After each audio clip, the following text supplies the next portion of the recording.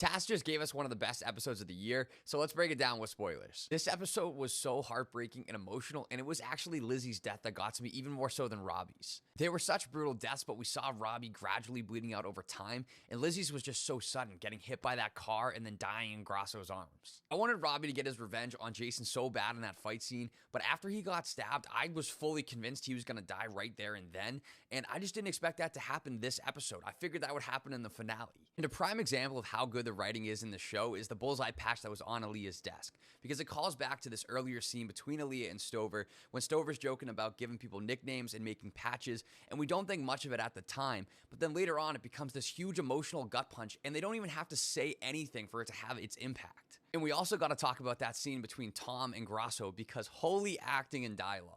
It's just so well done, and the way it ends with Tom saying, "I'm coming for you," and Grasso saying, "So come." Oh my God, come on. And as if Tom doesn't have enough on his plate, murdered wife, son in prison, Mole and his task force, gang members on the loose, he's now taking in Sam. I feel bad for Sam and Tom in this situation, but at the same time, it's like tragically beautiful because Sam is now safe. And then the episode ends with that twist when Maeve gets that big bag of cash from Shelly.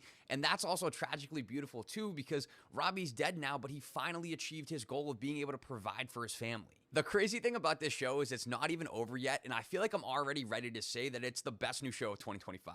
So let me know what you're thinking of this show, what you thought of this latest episode, and make sure you're following along for next week so you can hear my thoughts on that finale.